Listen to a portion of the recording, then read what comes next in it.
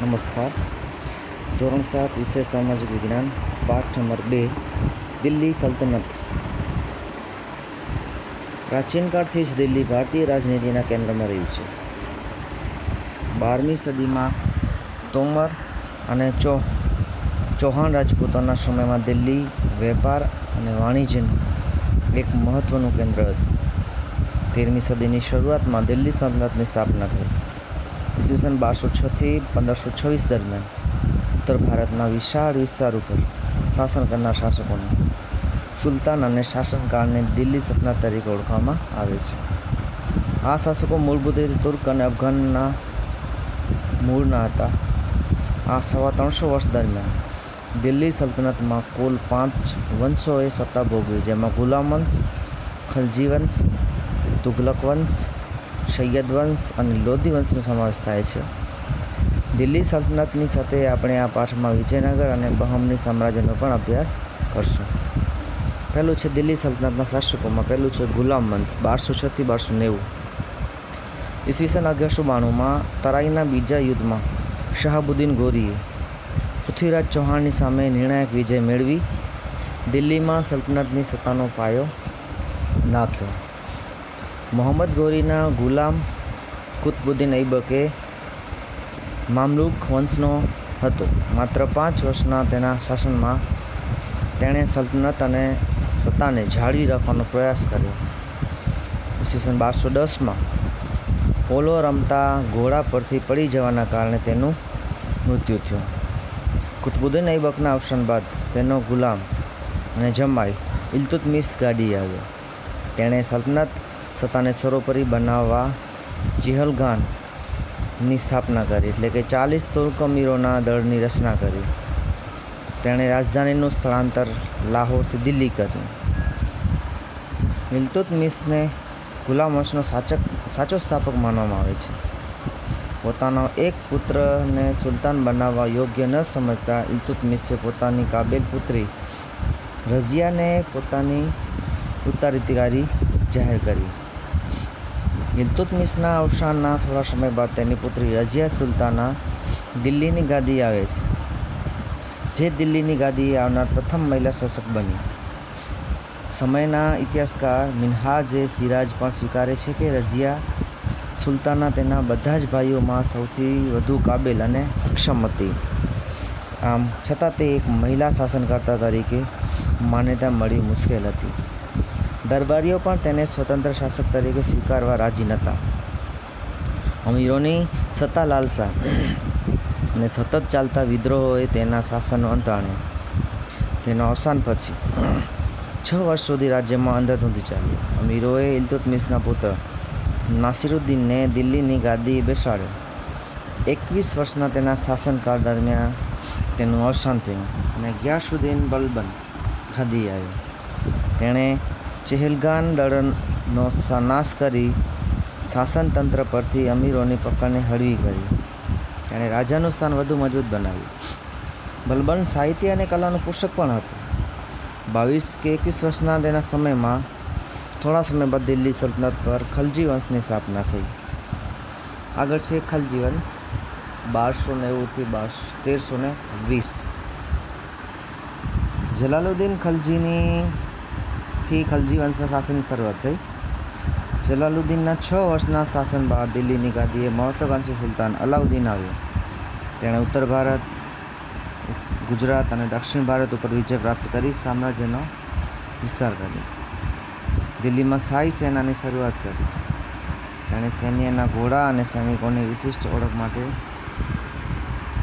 દાગ અને ચહેરા પદ્ધતિની શરૂઆત કરી.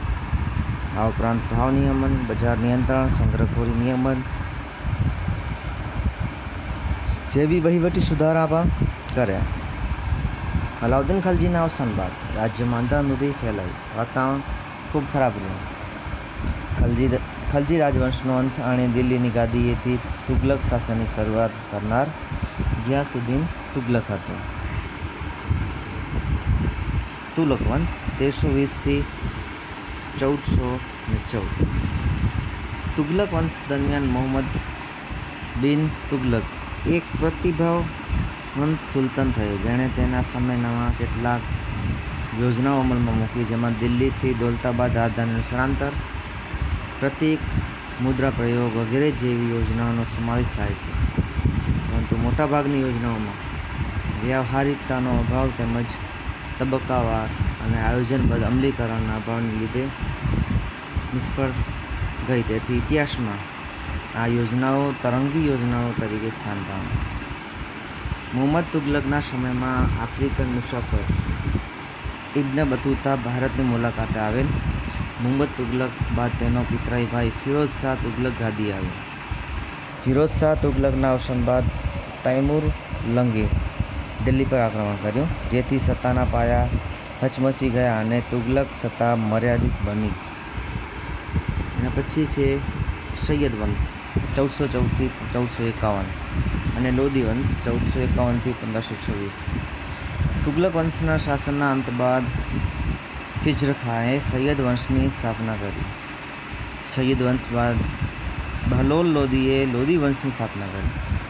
બહલોલ લોદી સલ્તનતનો પ્રથમ અફઘાન શાસક હતો.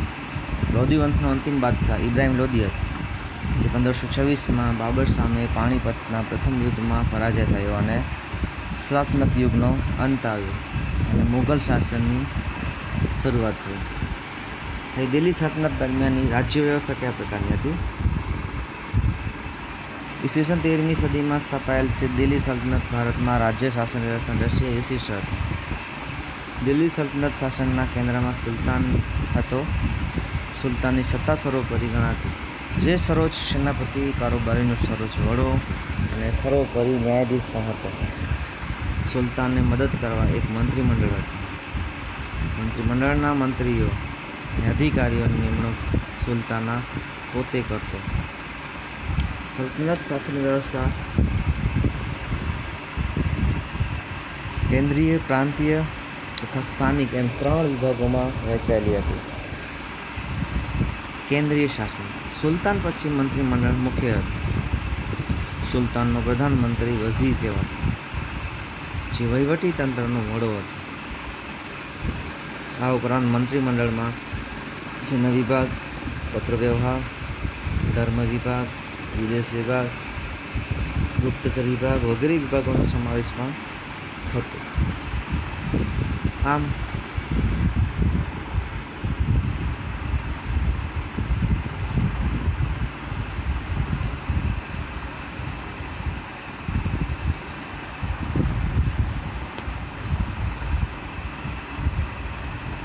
થોડા ઘણા અંશે આધુનિક મંત્રીમંડળ જેવી વ્યવસ્થા તે સમયે જોવા મળે છે. પ્રાંતીય શાસન.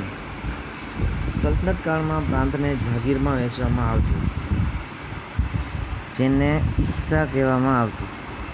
ઇસ્તાનો વડો ઇક્તેદાર કે મુફ્તી કહેવાતો, જે પ્રાંતની કારોબારી અને ન્યાયતંત્રનો વડો હતો. તેનું કાર્ય જમીન મહેસૂલ એકત્ર કરવાનો અને સુલતાનને જરૂર પડે ત્યાં લશ્કરી મદદ કરવાનો હતો.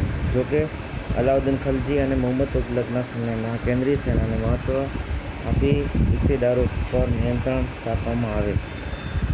સ્થાનિક શાસન. પ્રાંત પછીના એકમને જિલ્લા અને તાલુકામાં વહેંચવામાં આવતા, જેને અનુક્રમે સિક અને પરગણા કહેવામાં આવતા. ગામનો વહીવટી મુખી કે મુકદ્દમ કરતો તેને પરવારી અને કારકુન મદદ કરતા.